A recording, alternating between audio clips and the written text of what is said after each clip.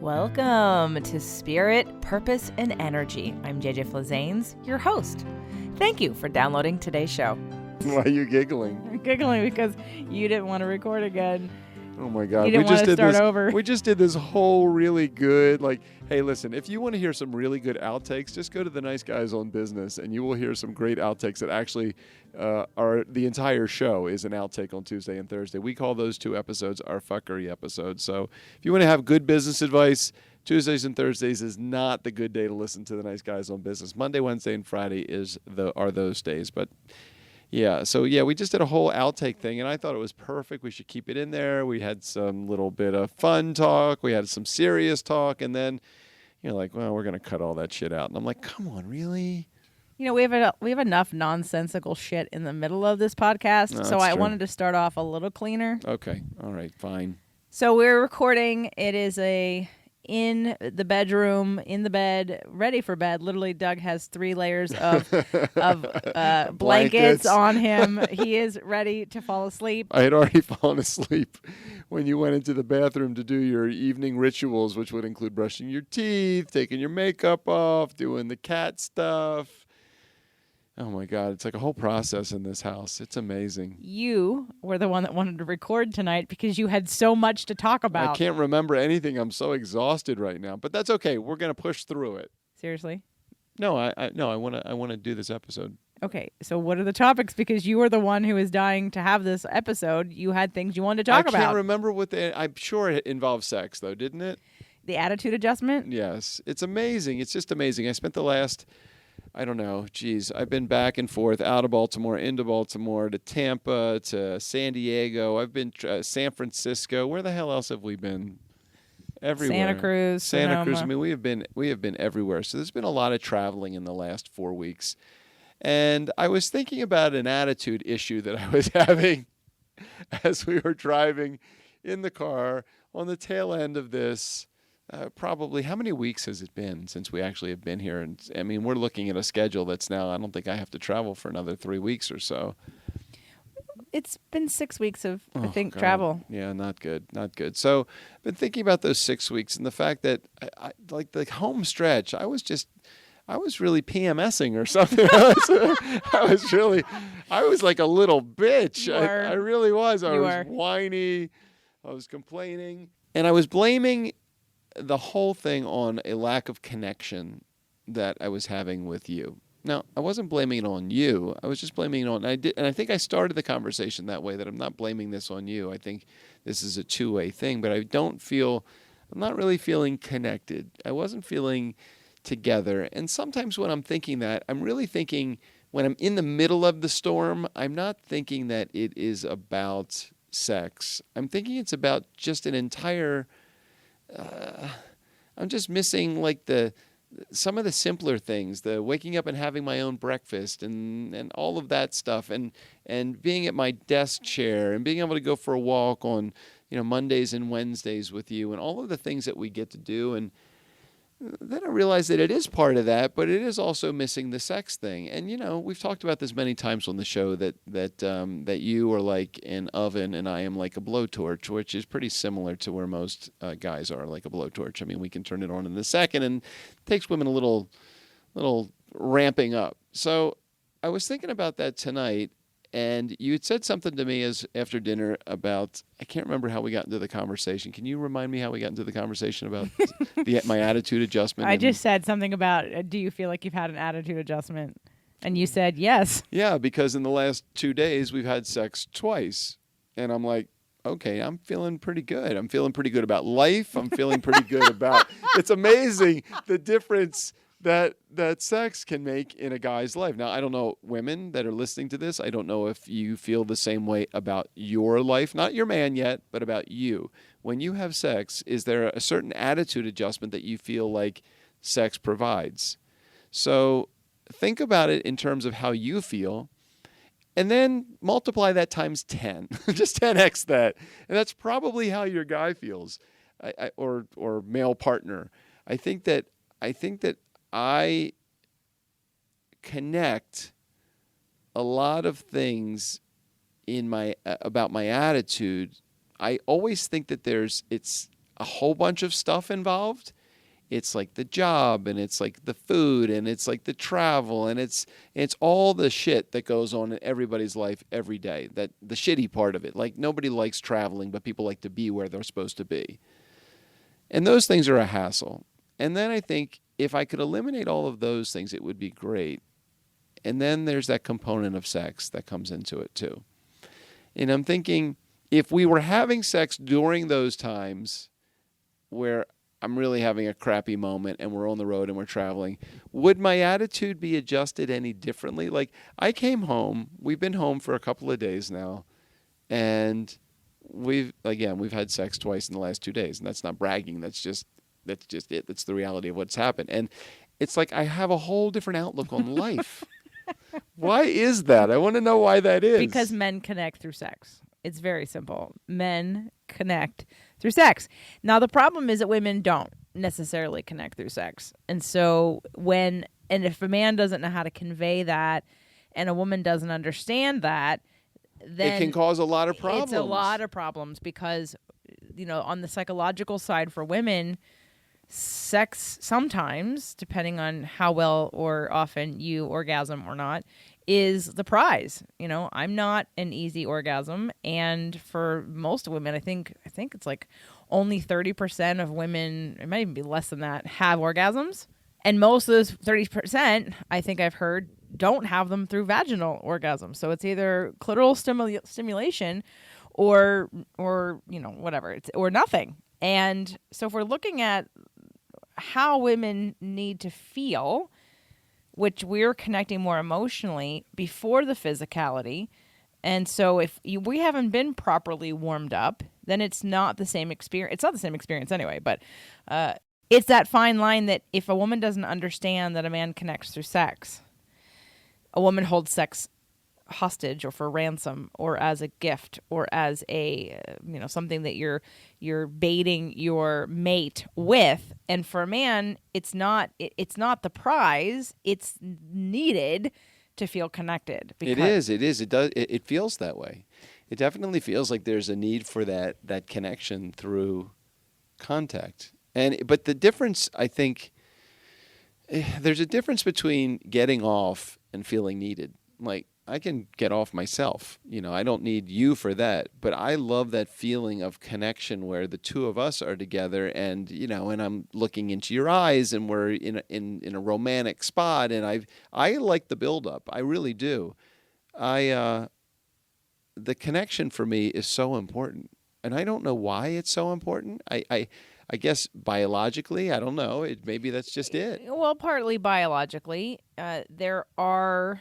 You are, okay, this is going to lead into a whole nother conversation we're not going to have today, but it's not about you. Oh, okay, good.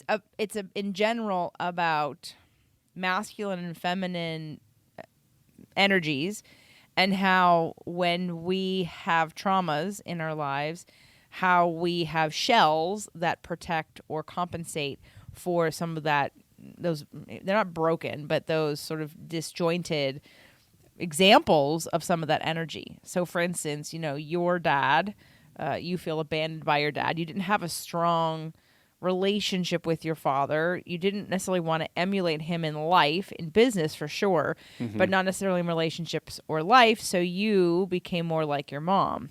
And you didn't have a sister who could have balanced out more feminine energy. So you straddle the line of having more feminine energy and being more of a sensitive male. Now, and that's, and part of that's great because a lot of men are sensitive, but they're just afraid to show it. They don't feel safe to show that. And you grew up feeling safe, and that's how you connected with your mom. And luckily for the two of you, words of affirmation and words in general are something that you both share. So you two can sit around a coffee table and talk for hours, which I enjoy because that's how I grew up.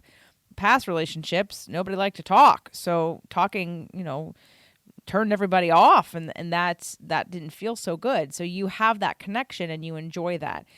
Where it sometimes might deter you or not serve you well is in some of the masculine energies.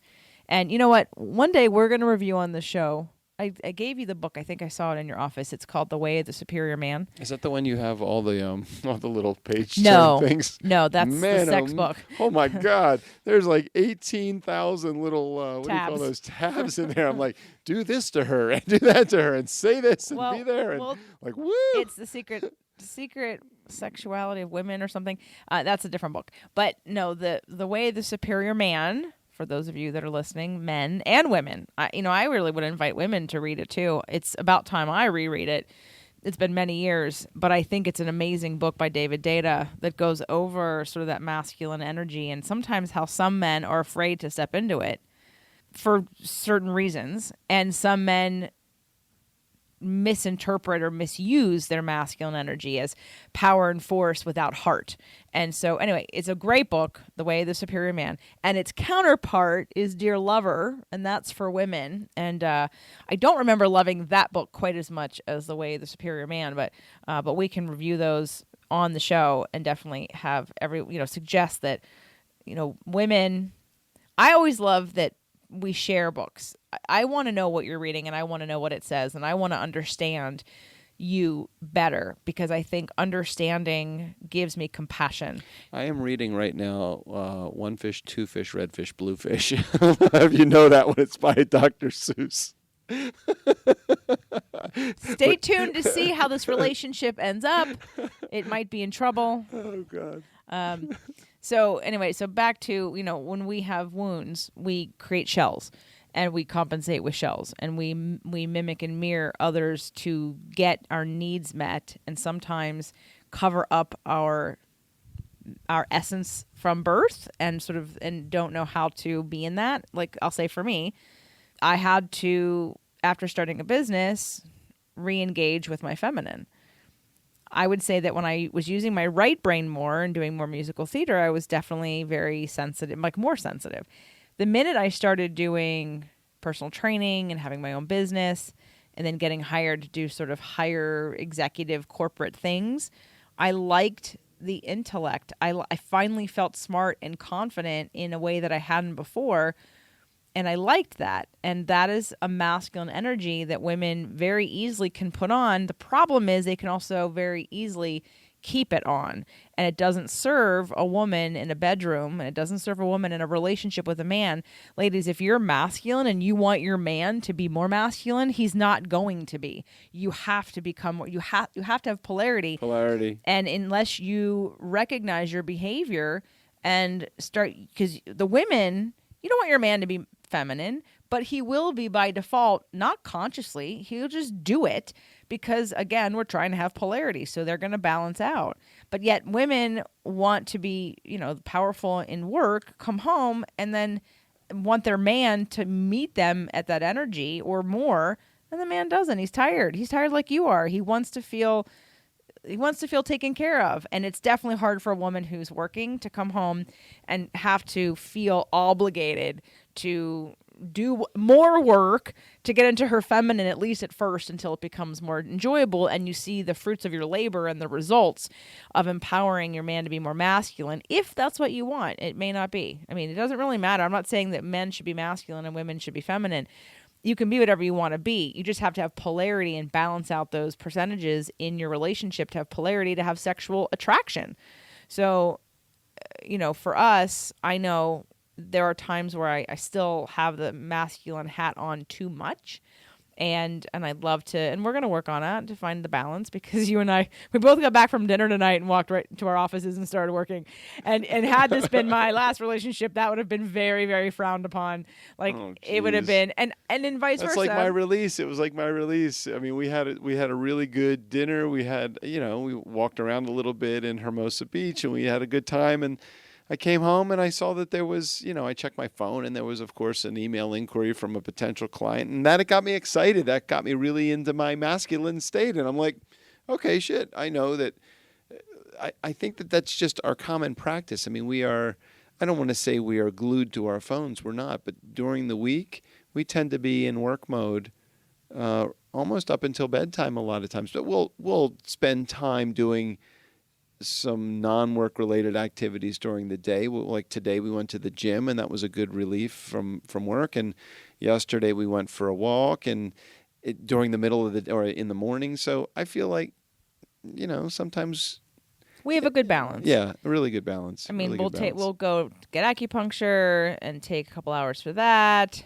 No, we have a pretty good balance. I mean, the gym, we allocate an hour and a half for the gym.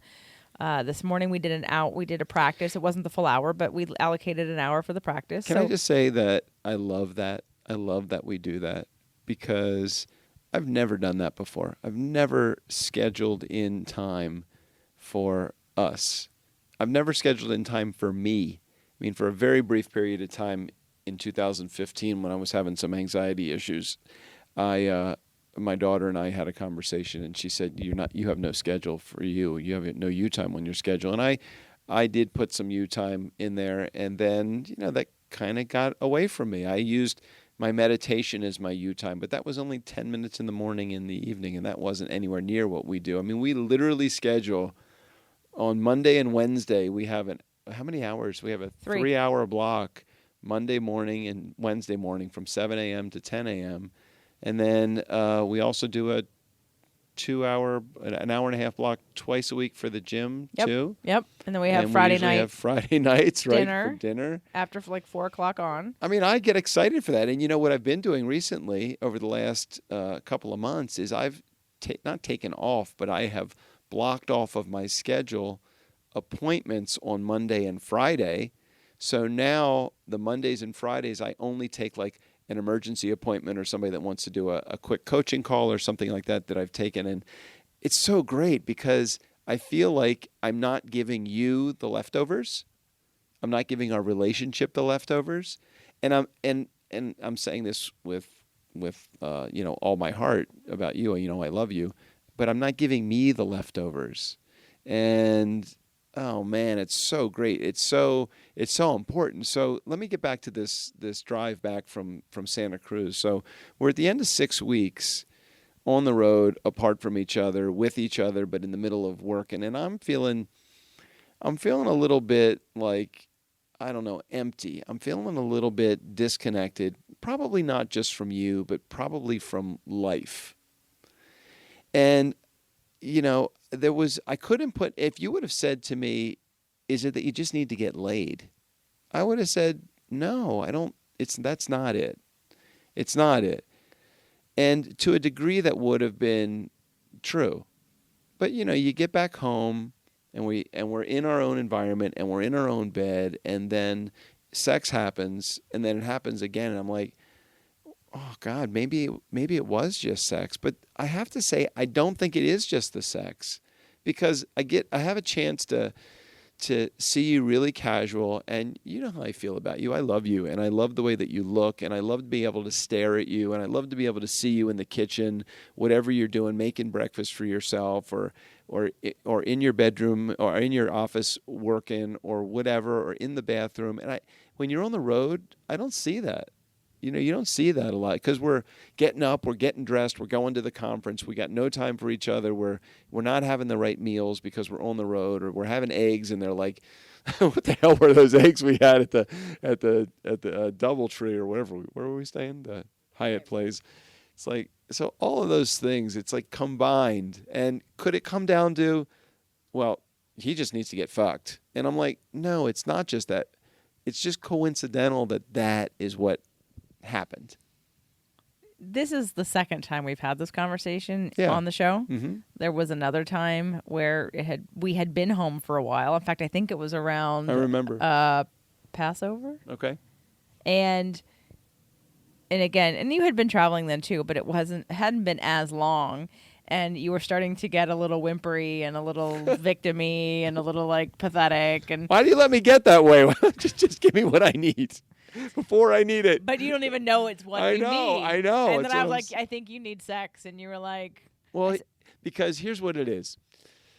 It's like if somebody sees you, or you answer the phone. Okay, here it is. The phone rings and you're sleeping, and you wake up the phone, and you wake up to answer the phone, and you answer the phone. You're like, hello, and they go, oh, did I wake you up? Oh, no, no, no, no, no. You didn't wake me up. It's like you consider it a sign of weakness that you were woken up or something goes, this is how I think about it sometimes. I'm like, no, you didn't fucking wake me up. I was up already. And like, you sound like you're awake. You sound like it just woke you up. So I'm like, maybe me thinking that sex is the answer. Maybe I think it's a weakness. Like why something so simple as sex is controlling your life. It's not. Sex is fucking awesome. It's a great release of energy. It's a great connection for me and you and our partnership. So I don't know why I have a hard time admitting that sex was the reason for my attitude. And when I had that attitude adjustment, i.e. when I got fucked, everything was good.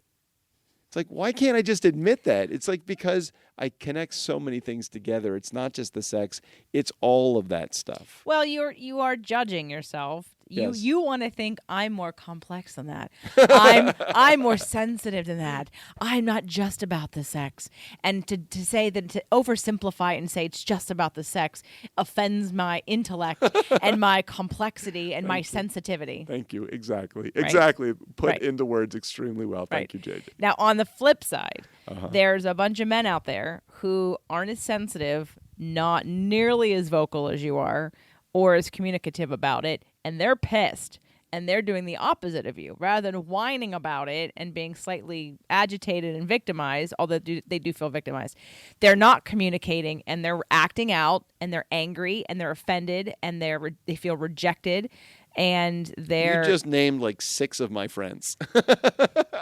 I can see them in their attitude, and they're like going into the garage and they're like banging on their car and they're doing all the stuff, and they're going to the gym and they're pumping weights and they're coming home and they're sitting and they're stuffing it down by drinking and watching, burying their brain. They're blowing up their brain with television and all that stuff. And it's just because they're not getting laid. It's because they're not getting laid. But let's for the women, see, it's a hard thing for women to hear that when they want more than that. Okay, so it's the connection. Okay, I'll let you finish your point. So the bottom line act is for the man to have sex. Yes. Okay, ladies, fuck your man. I'm telling you, that's it. Sometimes I've had a guest on my show, and she was someone that is pretty prevalent in the community of divorce, relationships, self-help. And she basically said, ladies, fuck your man.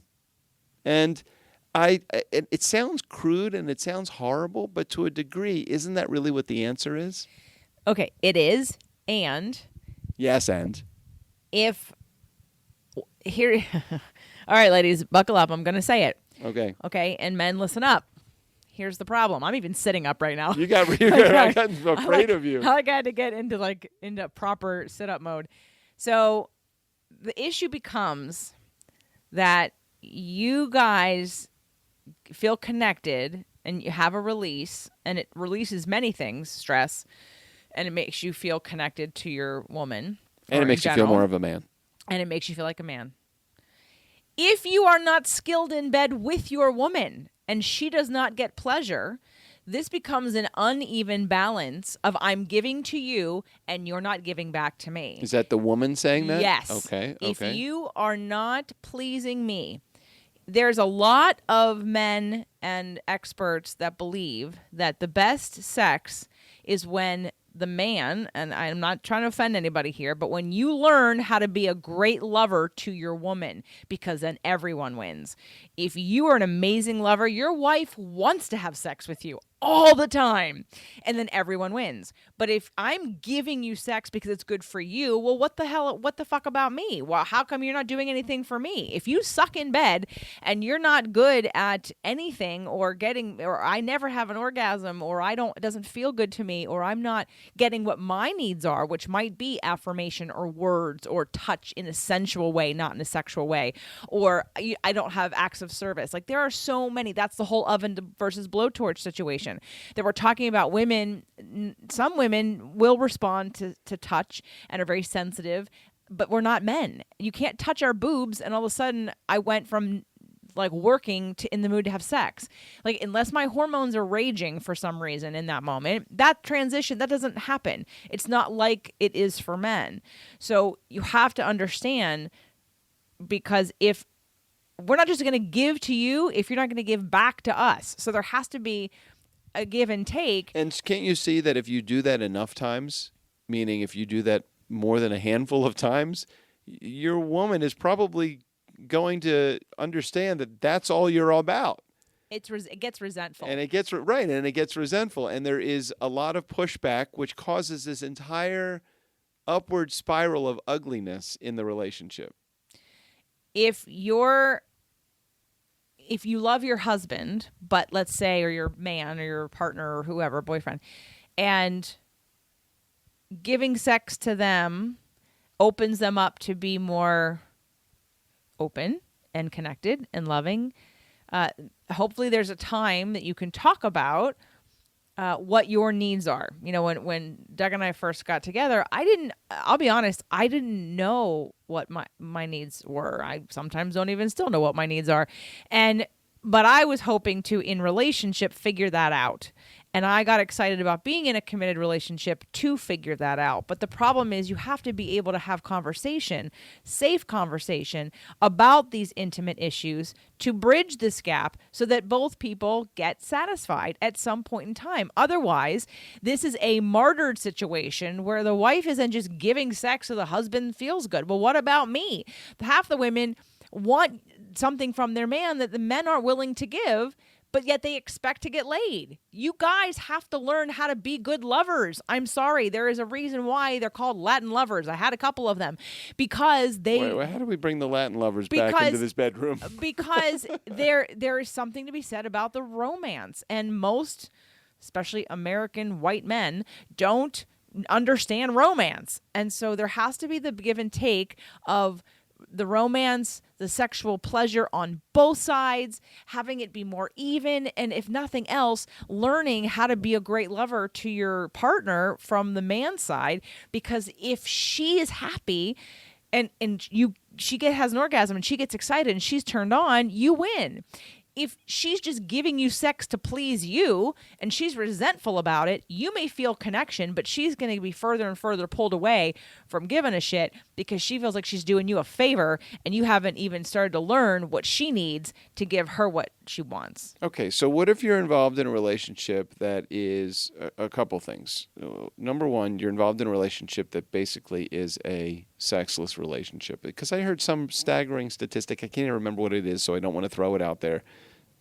A good percentage of marriages and relationships are sexless. That sucks.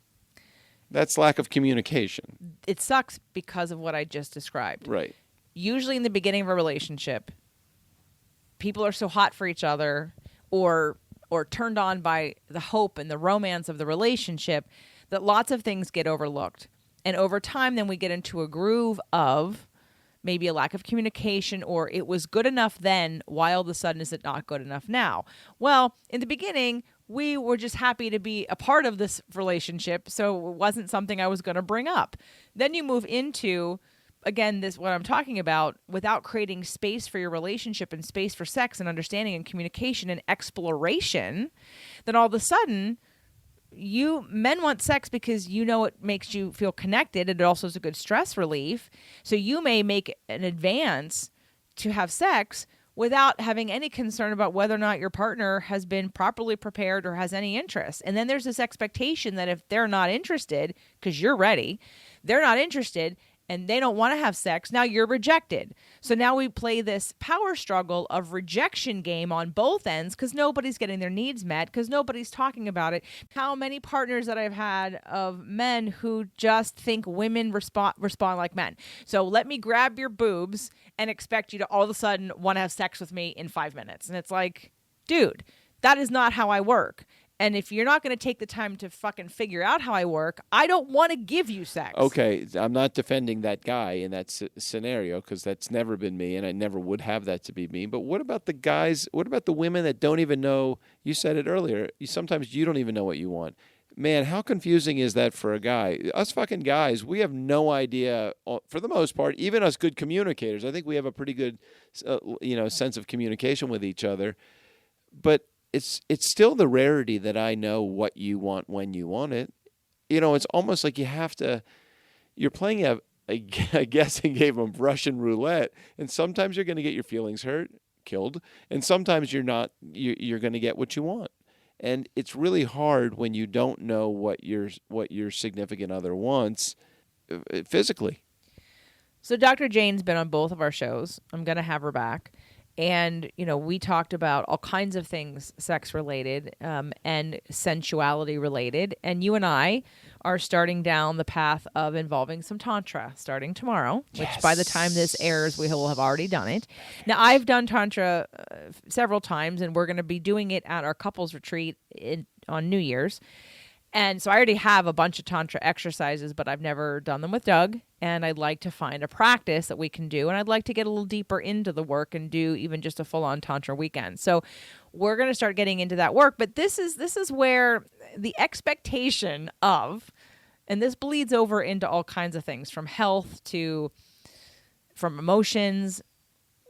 Most of you are on autopilot. And most of us are on, like you said, Doug, prior to this relationship, you didn't put any time in for you. Well, how did you think that was going to end up for you? I had no idea. I was living life unconsciously, so it was like, right, I don't and you had really an know. anxiety attack after years and years of probably just not looking at any of the signs, not checking it at all. Right. Okay, this is not a surprise, which is why we have needs. We have this, basic human needs and connection and sensuality and intimacy. Those are needs. Well, how do you think you're going to get there if you don't create space for it? If all you do is run around and you're always exhausted and you don't take time, how the hell are you going to create intimacy with another person? So, I'm not an advocate, as most of you know, for all kinds of traditional therapies, but I think that to be in a regular therapeutic process, it doesn't have to be with a therapist per se. It could be a coach. It could be every so often. It could be a check-in. But to go through even setting aside 30 minutes every other day or twice a week or an hour twice a week where you sit down and just connect with each other and you go through emotions and you share what's real for you and you talk about what's bothering you or what you're yearning for or something that allows you to express the feelings that you think about, that you repress, and that ultimately you react on because you're thinking the other person should somehow intuitively know what you're thinking. Like, you're not happy. You don't feel like you get paid attention to. Your husband or boyfriend or partner doesn't care about how you feel in bed. And over time, that builds and builds and builds until there is no sex in the marriage or in the relationship because there's been such a disconnect in sex. It's a hot topic because it now represents that I should give to you without getting, that we don't have balance in our efforts in our relationship. So sex becomes about that versus about love and intimacy. So I'm not surprised at all. I'm sure I could probably be part of that statistic over the last couple of years because of feelings being hurt, not having a good line of communication, not having tools, not putting time aside. You cannot expect to have an amazing relationship, amazing health, or feel good about life if you're not willing to stop the treadmill or the hamster wheel, take time away from. That's one of the reasons why we're doing this whale trip. We take time. And when you first moved here, that was the first thing I don't know if you felt bombarded by me, but I jumped on you like, okay, here's your new schedule. Because I was like, oh my God, finally someone I can actually do this with because you have the ability to be flexible and not work until after 10 a.m. on Mondays and Wednesdays, and take 2 hours in the middle of the day on Tuesdays and Thursdays. No, I loved it. I felt like it was time. I needed that. And even though I find that I'm sitting at my desk and not moving outside of this house very often, I do feel like a lot of the schedule of us time is because we took the time to put that schedule together. We just sat down last week and just work through the next 2 months or 3 months of here's what our schedule is going to be like. And I'm into it. I totally love it. I don't want to ignore us as a relationship. I want to feed the connection. I want to make it so that so that this is a priority. It's not like our relationship is the leftover. I mean, that for me, having a leftover as a part of a relationship, that sucks. And if that's where you are right now in your relationship with whoever you're seeing, or even if it's just you and that's what you give yourself as the leftovers of your schedule, it's like a good budget. Your first person you pay, the first thing you pay in a good budget is you. Then you do your expenses. So in this particular case, your biggest priority, your highest priority has got to be you. And if it's not, you fix that, because I'll tell you, it will make for a healthy relationship. It'll make for a healthy you, and it will make for just a better environment and a good attitude. Which now yours has been adjusted. But I think it's funny. So now the next time this might happen, we just have to laugh for a second. It's still going to hurt at the moment, because it doesn't discount the fact that that still is in my head. and you're feeling disconnected. Right. I understand. And at the same time, there were reasons. We were in a couple different people's homes. I didn't feel necessarily comfortable. It was, sort of that time of them. But like there were many circumstances that led to a lack of connection between us. But I think it's interesting that you wanted to share your judgment of yourself, right? Because I think a lot of men probably do relate. And for the women, it's good for them to hear that you acknowledge that. Well, that's just what it is. I need to say these things, everything that I bring up on this show. When I get this microphone in my hand, we've said this a million times, it's my truth serum. So for me, to have that feeling and not share it with this valuable community, that would be injustice for what we do, which is, the show is called Women, Men, and Relationships. This is not a business show. This is about our relationship, and this is about how to improve others' relationships. And honestly, I've done my best relationship work in the last 12 months since I've been with you. Happy anniversary, by the way, since I've been with you. And I am loving where we're heading. I love everything that we're doing to grow this community, and I'm glad that I'm a part of the show. And I'm so looking forward to, and I know that this retreat that we're going to do on New Year's could be a really big thing. It could be really great. I'm excited to meet with, how many couples do we want to have there? 4 or 5. It's not going to be a big event. It's going to be an intimate event. But since it's the first one, I want it to be no more than 4 or 5 couples added to us, so 5 or 6 total, because this is an opportunity to take the time that we're talking about, to take the time to do some of these practices, take the time to go over some of the things. We saw one of our listeners I'm not going to mention your name because in case you want to share the show with your significant other, but we saw one of our listeners who was at one of my events recently, and the feedback, one of the biggest pieces from my last event, from Releasing What Weighs You Down, was we went over not only astrology, but we went over love languages. And one of the people who attended got a lot out of the astrology in terms of having compassion for the significant other, because there was now an understanding of how they are and not looking at them like they were broken or something was wrong with them, but understanding, oh, this is just how they're built and this is how they operate. And now, rather than trying to change it or calm them down or judge them and think there's something wrong with them, I know how to react to this. I know how to balance myself out in order for me to be in this relationship. And on the other side, the other listener, client, friend, and soon to be someone who's going to work for this company, she had a really major breakthrough with the love languages, because she kept saying, my husband doesn't show me that he loves me. And then after we went through love languages, it was like, oh my God, he does all these acts of service. I was going to say that's usually the one that you kind of is the sleeper of the act of the love languages.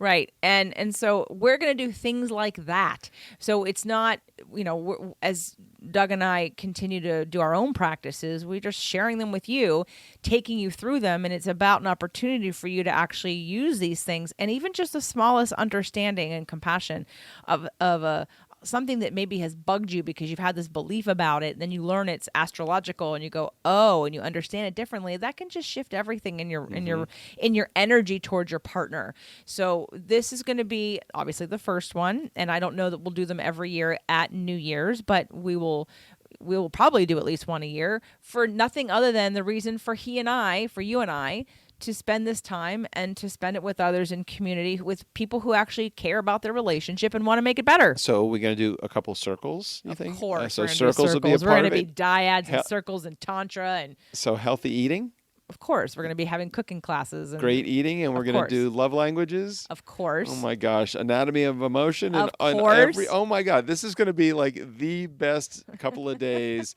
that you could possibly spend. And Now, then there's going to be DJ Doug, and oh we're my going to do gosh, some we're dance gonna do classes. some dancing. We're going to have dance parties and everything. And if so, ladies, if your man is the sensitive kind of guy, the emotional kind of guy, the one that you really want to connect with, and maybe you just haven't quite figured out, what he's all about, or he hasn't figured out what you're all about, this would be a really cool thing. And guys, if you're listening to this and your partner is someone that you feel like, I really think I should get more in touch with her feelings, and she needs to get more in touch with her feelings, and I need to get more in touch with my feelings, and this is a good opportunity to be there. I just think it's going to be such a great experience for everybody. I'm excited about it. It'll be a great way for you guys to get laid also. So remember, if you're taking your woman to a feely, touchy, into their emotions, they will reward you for that most likely. I'm not promising anything, but I'm just saying. Wait, so you're saying this is a sure thing? Nope.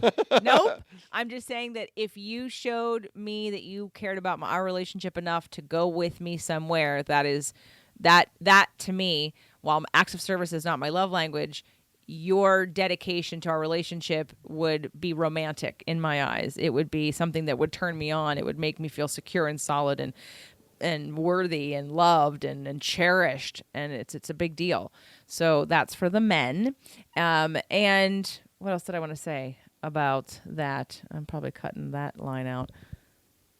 Well, I think that we've hit some good points today. I do appreciate that you had the urge to record a show and that you wanted to share what you did, because I think it's important for the women to hear how you think so they can translate it to their men. Oh, and by the way, the couples retreat is not just heterosexual couples. So if there's any homosexual couples that want to come, lesbians or a gay couple, that's totally cool too. Because in those relationships, you guys still need polarity, and women, you still need to have polarity.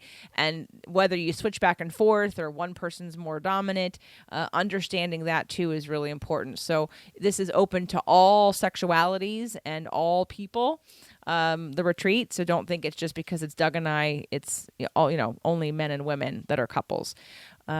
Sometimes JJ is much more of a man than I am anyway. So unfortunately, this is true. So thank you again, Doug, for having that urge, because I think it's been a really good conversation. So what I was saying is that women, it's important for women to hear you say it, because the men can't articulate it. And instead of you go into feminine victim mode, but some of their men go into anger, rejection, rebellion mode and into the cave mode. It's the same root of thought process and disconnection. It's just how it gets expressed. It's different. And so I want you, anyone who's listening, if you can identify both as a woman whose man is having, you guys haven't had sex in a while, or he's frustrated about that, this is why. Like, underneath the anger is always sadness and fear. Anger is just the lid on the pot. Okay, but you take the lid off the pot, and there's always this sort of softer, deeper fear and sadness that men are trying to not feel by using anger to rebel against it. So just have some compassion for anyone using anger. They're not ready to feel fear and sadness, and utilize what we've talked about today to have more compassion. See if you can't get yourself in a space, both parties, to either give to the other person in a new and different way. Do what you can to focus on what gets you stimulated in all ways, feeling loved, feeling attracted, feeling intimate. Maybe set aside some practices and get laid this weekend, okay?